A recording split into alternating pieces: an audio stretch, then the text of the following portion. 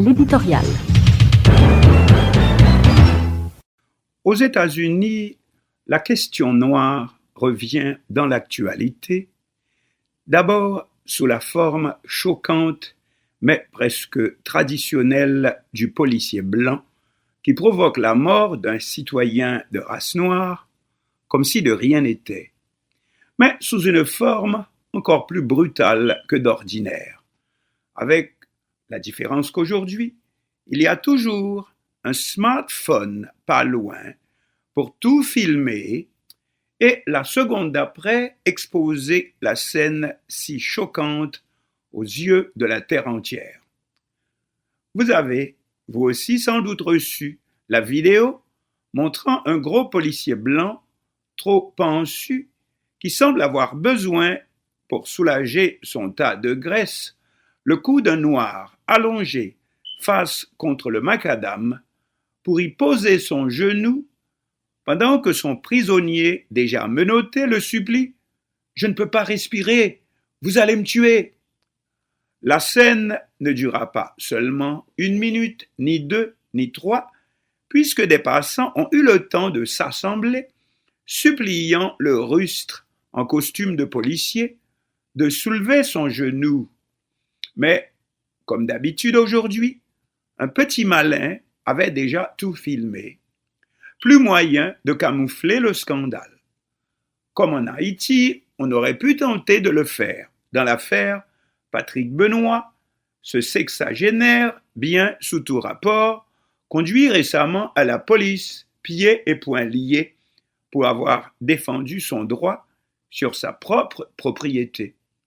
Nous lisons quelque part, les médecins ont confirmé que Patrick Benoît serait mort s'il était resté en prison, avec comme conséquence de sa rencontre avec les agents accompagnant les officiers d'injustice, clavicule cassée, bras cassés, pieds cassés, doigts cassés, arcades sourcilières cassées, etc.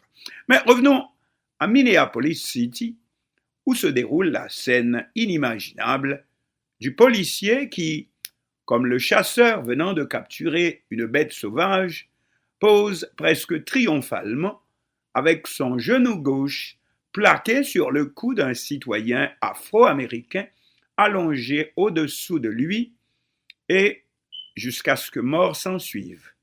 Effectivement, la vidéo devient rapidement virale, comme on dit, c'est-à-dire qu'elle est vue par plusieurs millions aux États-Unis et dans le monde. Le policier et 3 autres qui l'accompagnaient mais ne sont pas intervenus sont révoqués. Mais le maire de Minneapolis comprend les manifestants qui s'assemblent aussitôt par milliers pour demander justice. Lui aussi, monsieur le maire, demande que le policier fautif soit accusé de meurtre et jugé conformément à la loi. La police fédérale se saisit du dossier.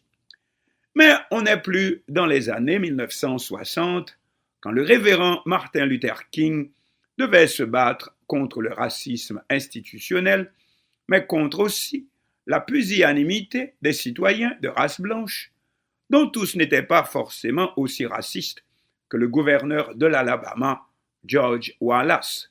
Cette semaine, pendant 2 jours de suite, impossible de faire la différence entre le nombre de blancs et de noirs qui manifestent à Minneapolis City pour exiger que le policier en question soit mis aux arrêts et jugé pour meurtre, et non simplement renvoyé de la police. C'est une première importante différence au pays longtemps symbole du KKK, Ku Klux Klan.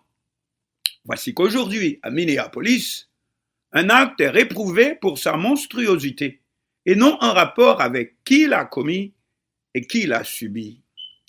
Mais une autre importante différence est la réaction des médias institutionnels. Dans les années 1960 et même plus tard, cette affaire aurait été classée dans la rubrique des chiens écrasés. Aujourd'hui, les grandes chaînes de télévision se battent pour interviewer les parents de George Floyd. C'est le nom de la victime.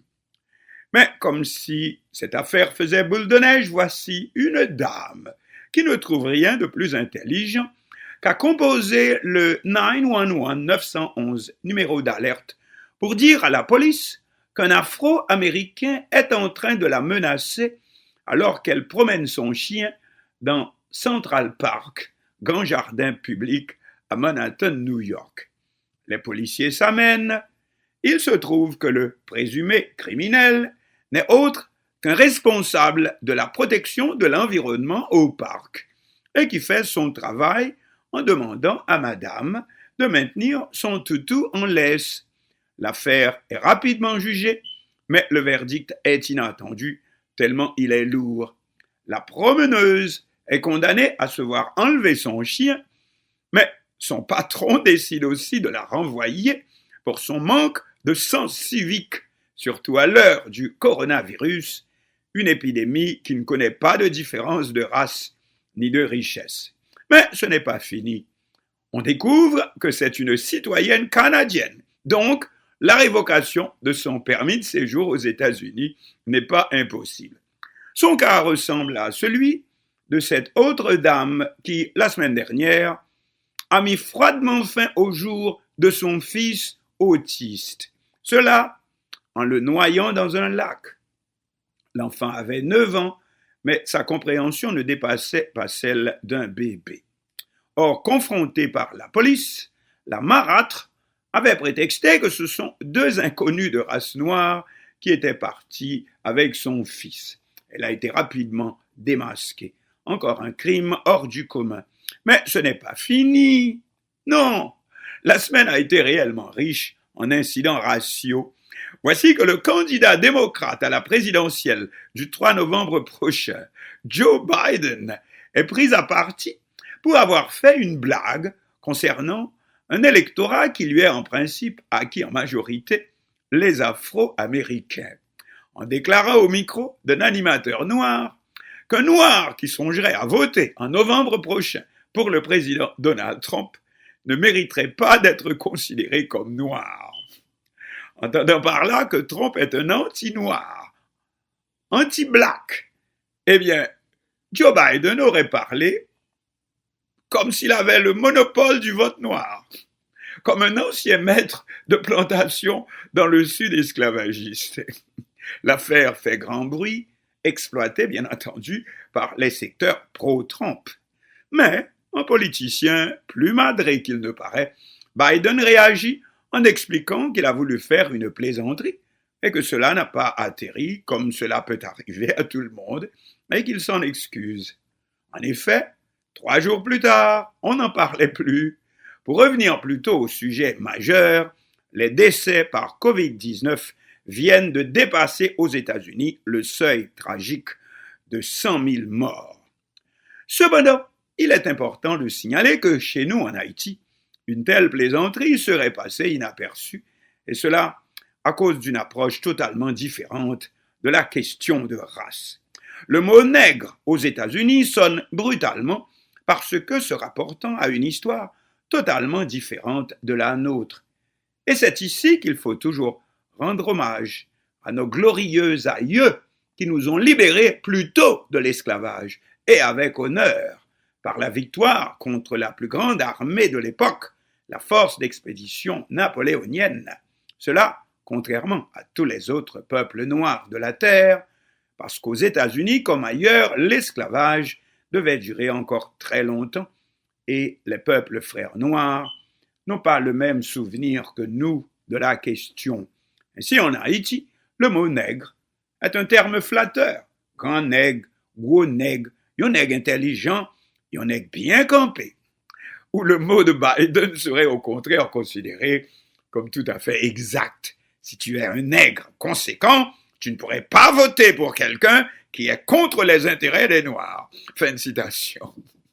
Tout comme il n'y a pas longtemps, au Canada, c'est la communauté haïtienne qui a fait la différence, alors que le premier ministre Justin Trudeau avait été menacé de ne pas être réélu à cause d'une ancienne photo montrant qu'il avait affublé un blackface lors d'une soirée mondaine, probablement au temps de sa jeunesse étudiante. Les porte-paroles haïtiens ont expliqué calmement que le fameux blackface est un déguisement tout à fait normal au carnaval chez nous. Bref, qu'il n'y a pas de quoi fouetter un chat. Or, cela ne veut pas dire non plus que nous sommes de bons petits saints et que le racisme n'existe pas chez nous. Voir que le racisme n'existe pas aujourd'hui encore dans notre pays, hélas. Ah, mais il ne s'agit pas de racisme de race que de racisme social. Moins de différence par la couleur de peau, bien que cela n'ait point encore totalement disparu et peut continuer à exercer encore ses méfaits, même de manière plus sournoise, que d'un racisme par la richesse, par la disposition des moyens matériels. Et ce racisme, vu qu'il fait cruellement souffrir plus de la moitié de notre population de 11 millions, donc ce racisme n'en est pas moins brutal que celui du minable policier blanc de Minneapolis. Aujourd'hui encore, 2 jours après l'acte, les manifestants occupent les rues de la ville et les chaînes de télé de couvrir le sujet sans discontinuer. Ici Marcus pour Mélodie Matin.